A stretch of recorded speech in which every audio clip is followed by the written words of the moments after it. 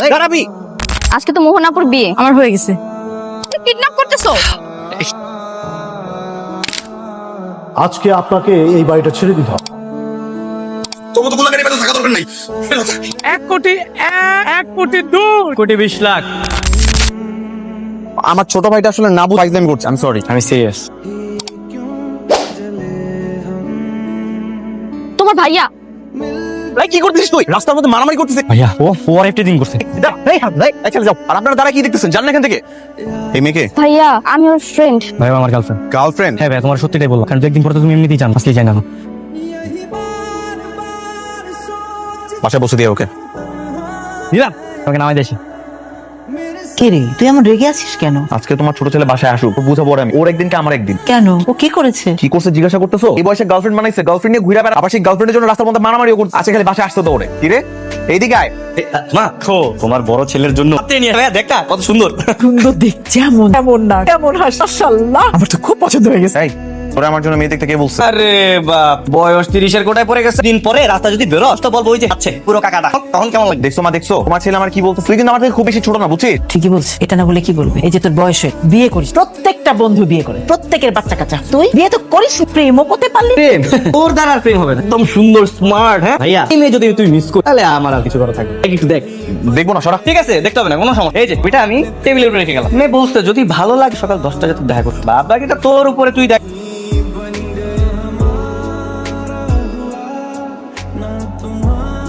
তুই কি বলছিস এগুলা? কি লোক? কেন রে? ভালো ফিট, সুন্দর লাগছে। একদম ফর্মাল, মানে মনে হচ্ছে যে খালোপা ড্রেস পরে আছে। পাত্তা দিবে মানে এখনকার মেয়েরা একটু ড্যাশিং লুক পছন্দ করে, মানে একটু ইয়ো লুক করে। আমি সুন্দর একটা look। না সোহান, আমি ওই ধরনের ড্রেস আপ পরবো না। পরিষ্কার পরবি। আসো আসো। ওই যে সেটাই মোহন আপু আর আমার গার্লফ্রেন্ডের চাচাতো বোন। আসসালামু আলাইকুম ভাইয়া। ওয়ালাইকুম আসসালাম, ভালো আছো? হ্যাঁ ভালো আছি। এই যে আমার ভাই মোহন আপু, পরিচয় হতো। হ্যালো। এই তুই গতকালকে ওনার কথাই বলেছিস? হ্যাঁ, তুই না বলেছিস ভদ্র মার্জিত পরিপাটি একটা ছেলে, তাহলে এটা কি? গতকালকে তো মনে ছিল। Any problem? মেনি প্রবলেম নাকি আমার পছন্দ হয়নি, সরি। মোহন আপু আপনারা তো মানে তো পরিচয় হলেন না দুইজন। এর আগেই বলে দাও। আসলে আমার ক্লাসিক ছেলে ভদ্র মার্জিত পরিপাটি একটা ছেলে, আর তার যে লোক এরকম ছিল আমার কখনোই পছন্দ ছিল না। এরকম একটা ছেলেকে জীবন সঙ্গী হিসেবে চুজও করতে পারবো না ভাইয়া। সেটা কিন্তু এরকম না, আমার ছোট ভাই। প্লিজ আমাকে কনভিন্স কর, ট্রাই করবেন। আপনি রিজেক্টেড। হ্যাঁ? চল। নাই মোহন আপু, মেয়েটা আমাকে রিজেক্ট করছে মা। মেয়েটা নাকি নম্র ভদ্র শালীন ছেলে পছন্দ। তুই নম্র ভদ্র শালী, আরে তোর মতো ছেলে হয় না। সেটা তো আমিও জানি, নম্র ভদ্র শালীন ছেলে। তোমার ছোট ছেলের জন্য এই সচ্ছ কে পাঙ্কু বানায় নিয়ে গেছে, তারপর মেয়ে আমাকে মুখের রিজেক্ট করে দিছে। ভাইয়া তুই তো দেখা যায় বেশি ঠিক খাই গেছিস। তোর সবের জন্য এগুলো হয়েছে। ওর জন্য আমাকে মেয়েটা রিজেক্ট করে দিছে। হ্যালো চাচি, আমাদের আর 10-15 মিনিট সময় লাগবে। তাড়াহুড়া করার কি আছে, তাই না? তুমি এখানে আজকে তো মোহনাপুর বিয়ে, কেনেই পার্লার এসেছি। বিয়ে হঠাৎ করে বিয়ে মানে? হ্যাঁ, স্পেনে চলে যাবে। অনেকদিন ধরে আপুকে পছন্দ। কাল রাতে এসে বাসায় খুবই তোড়জোড় করে, তাই আজকে ঘরোয়া ভাবে বিয়ে। মোহন আপুর বিয়ে হয়ে গেলে আমার ভাই কি হবে? তোমার ভাইয়ের কি হবে মানে? তোমার এত বুঝতে হবে না। শোনো, তুমি জাস্ট আমাকে একটু সাপোর্ট করো। আচ্ছা ঠিক আছে, চল। আমার হয়ে গেছে। ওই যে বাইক নিয়ে ওয়েট করতেছিলাম, চলো নামাই দিয়ে আসি। মানে হ্যাঁ আপু, যাও যাও, আমি তোমার পিছে পিছে আসি। আরে, আরে যাও যাও, তুমি যাও যাও। আরে কি ব্যাপার, তুমি কোথায় নিয়ে যাচ্ছ? ফ্লাশ হয়ে দেখি তোমার ভাইয়ের বাসায় ভাইয়ের বাসা? আজকে তোমার বিয়ে? কি হবে? মাত্র পাত্রটা চেঞ্জ হবে। তুমি কি আমাকে কিডন্যাপ করতে? আরে নরকমই কিছু একটা। আমি চাই। আরে ভাবি, আমি কাঁচা চালক কিনলে কিন্তু একদম দুজনে এক পঙ্গু হাসপাতাল চলে যাবো। আমাকে তুমি মনের মধ্যে যত গালি, কোনো সমস্যা নাই। এখন একটু চুপ থাকে না, চুপ। তোমার ছেলের কাহিনী দেখছো মা? আজকেও বাইকটা নিয়ে বের হয়ে চলে গেছে। এখন আমি অফিস যাবো কিভাবে? দেরি হবে না? লাঞ্চটা ঠিক মতো করে নি, রিক্সা নিয়ে চলে জানা। এছাড়া তো উপায় নেই এখন। ভাবি নামেন। তুই বিয়ে করেছিস? বিয়ে কে বিয়ে করবো? ওর মতো একটা বদমাশকে বিয়ে করবো? আমি তোকে পুলিশে দেবো। ভাবি ভাইয়ের মুখখানা একবার দেখেন না, রিজেক্ট করার পর থেকে গতকালকে প্রচুর কান্নাকাটি। এটা তোমার ভাই? আরে আমারই তো ভাই। তাহলে গতকাল কয়টা কে ছিল? উনিই ছিল। আজকে তো ওনাকে দেখে অনেক হ্যান্ডসাম লাগছে। কালকে তাহলে ওই ছাপিলুকে দেখা করতে গেছি। সরি, আসলে দোষটা আমার। ভাবছিলাম কি নীলা যেরকম ছেলে পছন্দ করে ড্যাশিং হ্যান্ডস, আপনি ওরকম পছন্দ করেন, তাই ওইভাবেই সাজিয়ে নিই। সে যাই হোক, আপনি এত সুন্দর করে সেজে আছেন। কি রে, তুই কি ওনাকে বিয়ের আসর থেকে তুলে আনছিস? বিয়ের আসর তো বলা যায়, বিয়ের আসরই। আচ্ছা মা, আমার সাথে আসো তো, তোমার সাথে আমার কথা আছে। কি মিষ্টি দেখতে, যখন থেকে ছেলে তোমার ছবি দেখেছে না, তখন থেকে প্রেমে পড়ে গেছে। মা, আমার ছেলেটাকে বিয়ে করো না, খুব ভালো ছেলে। ভাবি প্লিজ, ভাবি একবার রাজি হয়ে যান। যা বলবেন আমি তাই। আপনি আর গোলাম হয়ে থাকেন। আপনি একটু রাজি হয়ে আমার ভাইয়ের মুখে জাস্ট হাসি ফুটে দেন। আসলে নীলার কাছে ওনার কথা শুনে আমারও তো অনেকে পছন্দ হয়। আমি তো শুধু কাল ছাপিলুকের জন্য ওনাকে রিজেক্ট করি। গতকালকে লোকটা যেহেতু ফেক ছিল, ওনার রিয়াজ বলতে সমস্যা নাই। হ্যাঁ, কিন্তু আজকে তো আমার বিয়ে ঠিক যে হবে। পাত্র নিয়ে তোকে চিন্তা করতে হবে না, আমি বাসা অলরেডি বলে দিই তুই তোর বয়ফ্রেন্ডের সাথে পালিয়ে গেছি, তার মানে বিয়ে ডিসমিস। মিয়া বেবির আর তুই দাঁড়িয়ে আছিস কেন? কাজী ডেকে নিয়ে আয়। আচ্ছা মা, ঠিক আছে, চলো। চল।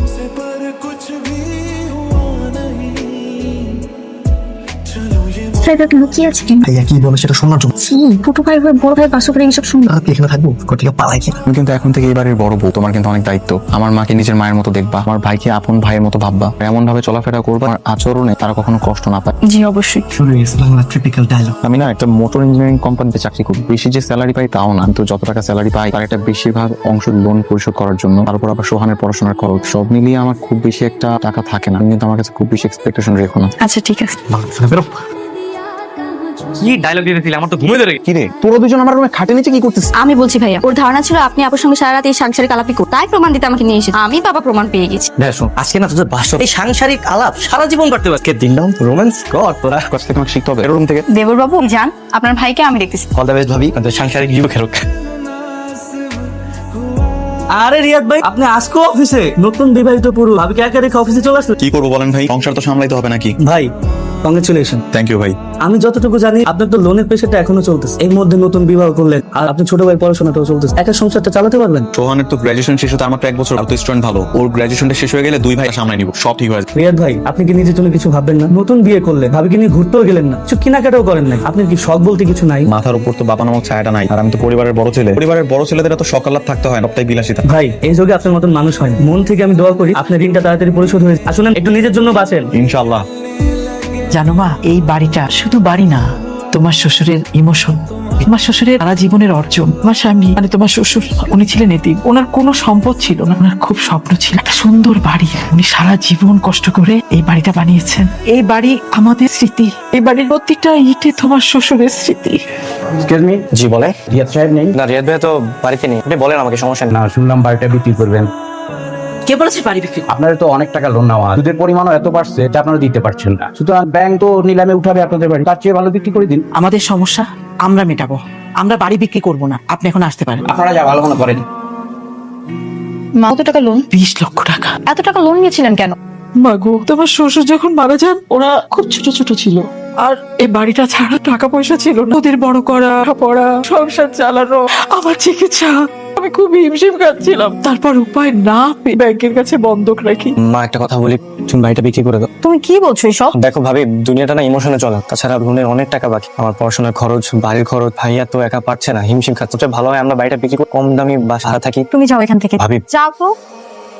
মা, আপনি ওর কথা কষ্ট পেন না, ছোট মানুষ, কি বলতে কি বলে ফেলছে। কি করে পারলো বাড়ির কথা বলতে? ও জানে না এই বাড়ির জন্য ওর বাবা জীবন দিয়েছে। বাবা জীবন দিয়েছে? হ্যাঁ মা, তোমার শ্বশুর যখন অনেক কষ্ট করে কমপ্লিট করলো, তখন এলাকার প্রভাবশালী আবেদ খান চোখে পড়ে গেল, বাড়িটা কিনতে চেয়েছিল। তারপর কি ব্যাপার, আপনারা এত রাত আমার বাড়িতে? নিজেই চলে আসলাম, টেলিফোনে রিকোয়েস্ট করেছে, রিকোয়েস্ট রাখেন, তাই ভাবলাম সামনাসামনি আলাপ। দেখুন জাভেদ সাহেব, আমি আগেও বলেছি এখন বলছি, এই বাড়ি আমি বিক্রি করবো। আমার জীবনের সমস্ত উপার্জন দিয়ে আমি এই বাড়ি তৈরি, এটা আমার শখের বাড়ি। শখের বাড়ি বলে কিছু নয়, বাড়ির বাড়ি। এই বাড়ি আমার পছন্দ হয়েছে, 20 লাখ টাকা দাম দিচ্ছি, সাইন করে দেন। 20 কোটি টাকা দিলেও আমি এই বাড়ি বিক্রি করবো না।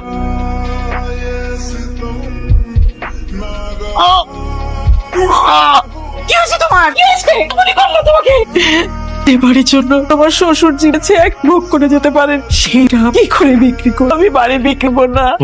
মা আমার ভুল হয়ে গেছে, মা আমি সিরিয়াসলি বলে বলতে চাইনি। আমাদের তুই কমে দাও, আমি আর ভাইয়া মিলে সব লোন পরিশোধ করে দিব।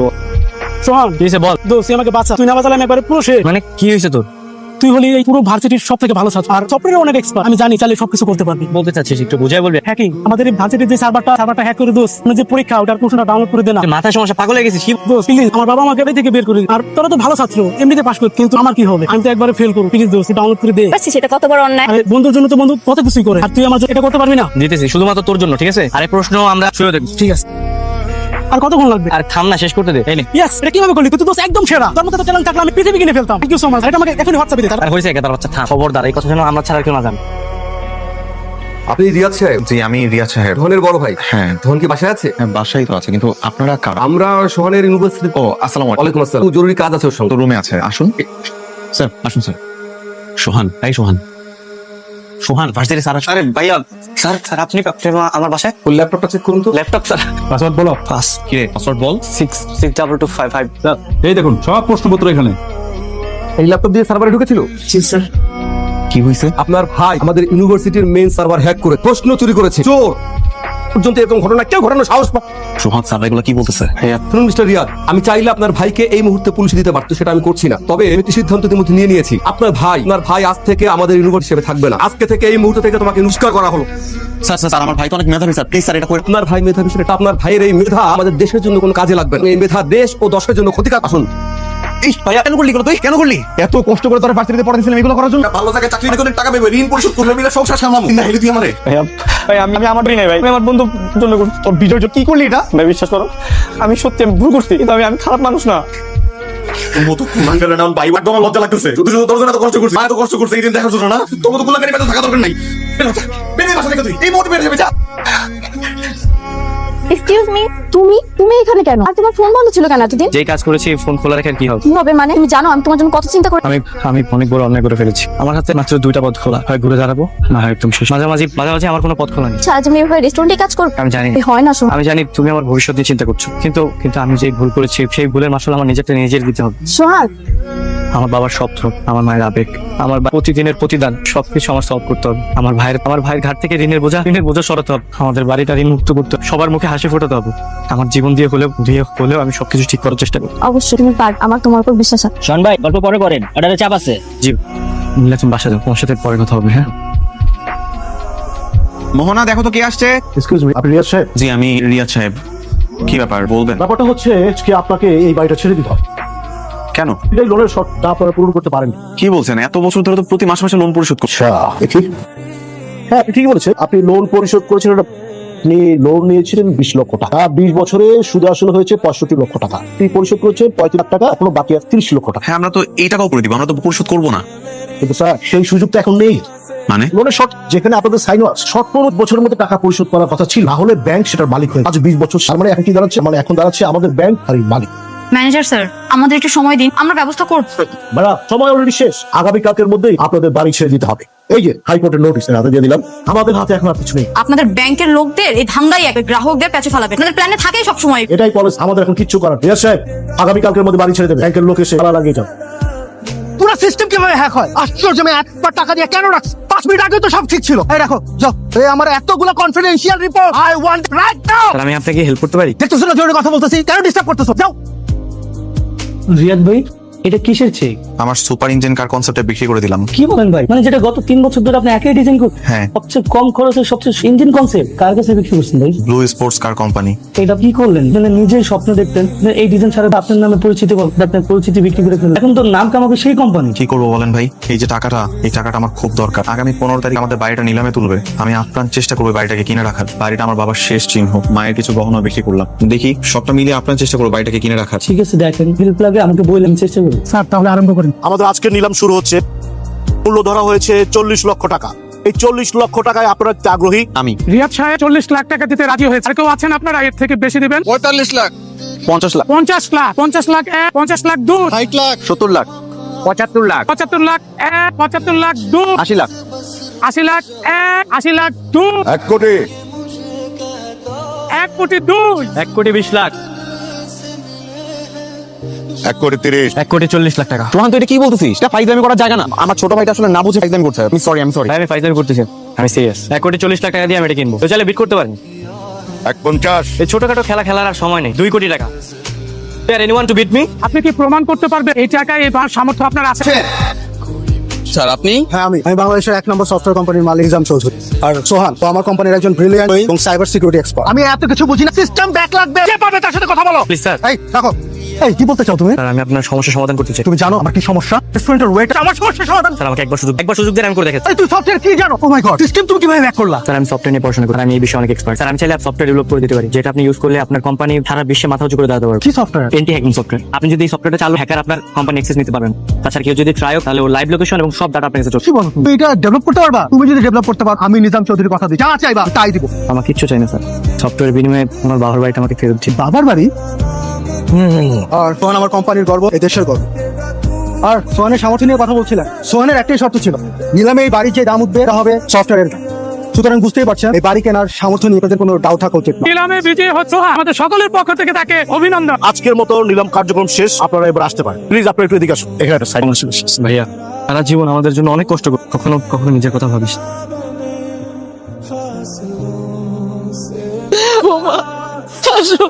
আজকে তোর বাবা তো খুশি হবে, অনেক খুশি হবে।